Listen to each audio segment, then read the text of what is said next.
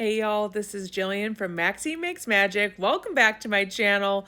We are back for another Disney menu ranking challenge, and this week we're headed over to Disney's Hollywood Studios to check out Oga's Cantina and Star Wars Galaxy's Edge to see if it can stack up to my menu ranking challenge. Let's get into it.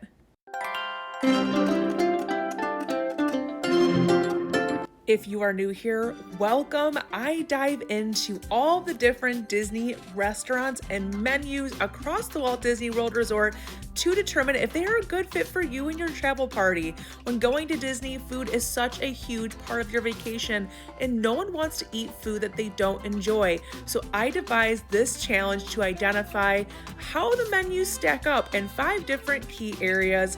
And for this week, we're focusing on the bar and lounge category. Here are the 5 key categories that we'll be ranking Oga's Cantina on today. But before we dive into these 5 main categories, let's give you a little bit of history on Star Wars Galaxy's Edge and Oga's Cantina so you get ready for your trip.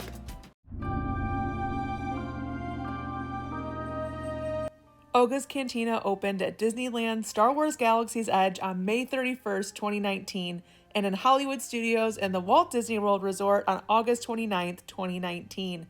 This is a Star Wars fan's paradise, you guys, giving the same vibes as the iconic cantina from Star Wars A New Hope. You are dropped right into an intergalactic watering hole that is friendly for all ages. Now that we have the history out of the way, let's jump into criteria number 1 for our Disney menu ranking challenge: easy to access. The criteria for this portion of the challenge includes: is it easy to get to on property, are reservations available, and is it open to kids and adults? In order to get to Oga's Cantina and Hollywood Studios, you have to know where Star Wars Galaxy's Edge is at. There's 2 different ways to get there. The best way I recommend is when you enter the park, head down Hollywood Boulevard and make a left towards Echo Lake. Once you swing around Echo Lake, you go by the Indiana Jones stunt show. You'll head down where Star Tours is at, and you'll just keep making your way down, and then eventually you will land yourself right in the heart of Galaxy's Edge. All right, so I got you to Star Wars Galaxy's Edge, but where exactly are you? If you're new to Disney or this is your very first trip going to Hollywood Studios, Oga's Cantina is in a village of Blackspire Outpost on the planet Batuu. What I just said to you probably makes absolutely no sense, but if you are new here, this is a fictional planet that was developed by Disney specifically for the Disney parks. You are right in the Star Wars story. It is incredibly immersive. I highly recommend you just take time to go around and explore, but because this area is so story-based, Oga's Cantina can actually be a little difficult to locate. A really fun way to identify the cantina is by looking for a hidden Donald. And everyone always tells you to look for hidden Mickeys when you go to Disney, but we are looking for a hidden Donald today. There are a few key features that will help you locate Oga's Cantina. Take a look at the center of your screen. Right ahead, you're going to see a short black overhang that takes the shape of Donald's beak, with 2 round eyes edged above the entryway, along with that bright blue tassel that hangs from the building's roof. That roof shape is supposed to signify Donald's cap. Super fun little hidden Disney magic. Now let's talk access and reservations. This is open to kids and adults alike, which I really love about this location. However, reservations are really difficult to secure, especially when you're booking in advance. Your best way to get in is to get a reservation 60 days out before your vacation. The other way to get into the cantina is with the walk-up waitlist. Overall, looking at the criteria for this category of easy to access, I don't think this is the easiest location to find on property for the average guest. Reservations are not readily available. There is that walk-up waitlist, which is a great bonus for this location. It is open to kids and adults, but overall, looking at the first-time or average Disney fan, I'm gonna have to give this category a fail. Talking about location theming for criteria 2, we're looking at, is it a standout location outside of Beverages and Bites? Does it have a good atmosphere? And is it picture backdrop worthy? As with many destinations in Disney's Hollywood studios, this spot is more than just a place to grab a drink, y'all. It's a hyper immersive journey into the Star Wars universe. Upon arrival, your host will either guide you to a communal table or a standing room table. It truly depends on your party size, so just don't be surprised if you end up sharing a table with other folks. It's a really small sacrifice for an overall incredible cantina. The Cantina really buzzes with music. It's very much inspired by the John Williams Cantina band score, pulling from multiple influences, and it's DJ'd by the one and only R3X or Rex. If you are a Star Tours fan, y'all, you will recognize this former Starspeeder 3000 pilot. One thing I love about this location is it feels like it was lifted right from a film set. It's dim, moody lighting, there's bubbling industrial tanks behind the bar. It's just got a super lived in and edgy vibe. The cast members are also always in character, so you may hear some lingo you haven't heard of before, but just go with it and have fun. Now for picture backdrop worthy, I will say this location is picture backdrop worthy, but not for photos of yourself. It is very dim, not great lighting. You're gonna wanna focus your photography more so on your exotic drinks and galactic bites. If we're looking at location theming for criteria number 2, Oga's Cantina just can't be missed, y'all. With its atmosphere, character interactions, incredible theming, it isn't just a stop. It's really a mission essential for any Star Wars fan that's visiting the edge of the galaxy. And for that reason, and that reason alone, location theming is a pass for criteria number 2. Let's hop over to beverages and bite variety to see how it stacks up against the rest of the challenge. Talking about category 3 beverage and bite variety, we're looking at, is there a variety of light bites on the menu? Are there plant-based and vegetarian options? And a variety of signature cocktails? Now, Oga's Cantina is open for breakfast, lunch, and dinner with over 25 drinks on the menu. Yes, y'all, 25, including cocktails, mocktails, beers, ciders, and wine. I think the biggest letdown for this location is its bites. There just aren't really any on the menu that are worth spending your money on. Now, there are plant-based and vegetarian options with the Batu Bites and the Ambaran cheese roll. The Batu Bites include tortilla chips, dried fish, and wasabi peas. I can't say that that is something that I am necessarily going to go out of my way for, but if you are someone who's plant-based and vegetarian, there are options here for you, which is good. One of the most talked about items on the menu is the Hopabor sample for $22, and I'm probably butchering the pronunciation there, y'all, but stay with me. It is a space-themed charcuterie board. It has bagel chips, blue cheese, pastrami with mustard seed, string cheese that is pre-shredded.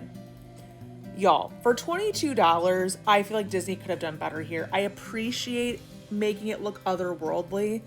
However, I am not paying $22 for pulled apart string cheese. And just in general, this to me just doesn't look appetizing if I'm being completely honest. I get it, it's space themed, it's supposed to be whimsical and fun. It's just not fitting the bill for me. The last snack on the menu to really call out is the Oga's Obsession. This one is super fun for the kids. It is a blue-based gelatin snack. It's got colorful blueberry popping pearls and bursting dried fruit mixture on top. It is a kid's snack. It looks like a petri dish from a science experiment. I would not touch this with a 9-foot pole, but I can see kids being totally intrigued by it. When Matt and I went back in October, we did see several kids enjoying this at the location, so I will say it is kid approved. So when we talk about beverage and bite variety, I did struggle with this category just a touch. There are an incredible amount of amazing cocktails and mocktails on this menu. We will talk more about that when we get down to drink theming, but I just am not impressed by the snack variety. I don't think they're extremely approachable. They don't really appeal to a large crowd. There are some that are plant-based and vegetarian, but there's not really a variety here. There are 4 main options on the menu, and there's one that's more geared towards children. There's other lounges on property that have a much more robust snack menu that this just doesn't have. So with that being said, I am actually going to fail beverage and bite variety for Oga's Cantina. Diving into cost at Oga's Cantina, we are looking at the average cost of menu items that fall into a range of $35 or less. That's about the average cost Disney thinks you would spend if you're going to attend one of their bars or lounges. The average cost for menu items was $17, which is actually really impressive for this location, just knowing there are quite a few items that are on the more costly side, but they're balanced out by those that are cost effective. So this is an easy pass for cost, which means we are 2 for 2, and we'll need to see if drink theming takes Oga's Cantina past the finish line for this ranking challenge. It is time to dive into one of my favorite categories on this ranking challenge, drink theming. We are looking to see if Oga's Cantina is destination worthy, has character-inspired drinks, an exclusive location, beverages, and y'all, the beverages alone make this location destination worthy. All of the drinks are heavily inspired by the Star Wars universe, from the Jedi Mind Trick to the Carbon Freeze, and they're all location specific. We ordered the Fuzzy Tauntaun and the Outer Rim. Now, the Fuzzy Tauntaun is a really well-known Disney libation. It combines Kettle One Botanical Peach and Orange Vodka, Bowls Peach Schnapps Liqueur, orange juice with tangerine, pure cane sugar, and Buzz Button Tingling Foam. And that Buzz Button Tingling Foam has become so well known for this location. It leaves a slight tingle across your taste buds, which just makes it a really fun experience. The Outer Rim was also really delicious. My husband loved it. And then for the kiddos and my alcohol-free friends, there are actually 7 drinks to choose from. And the Cliff Dweller even comes in a souvenir pork glass, which who doesn't want that?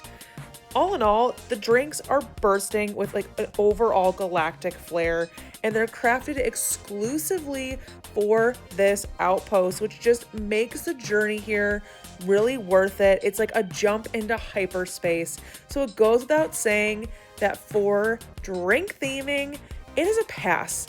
You really only can get these cocktails at this location, as well as the mocktails, of course. There are character-inspired drinks here. They are exclusive to the location. They are destination worthy. It is no surprise that this location really passes the test when it comes to drink theming. So with an official score of 3 out of 5, Oga's Cantina passes my Disney dining menu ranking challenge. Congrats, Oga's Cantina. I can't really say I'm surprised. With such an immersive location like this, amazing cocktails, wonderful cast members, it is no shock that Oga's Cantina is a big fat pass for the Disney dining menu ranking challenge. I hope this Disney menu ranking challenge can help inspire you on your next trip to try maybe a location you wouldn't have previously considered. If you like this video, make sure to like, subscribe, and hit that notification bell so you never miss a video. As always, this is Jillian from Maxie Makes Magic, and I hope you have a magical day. Bye, guys!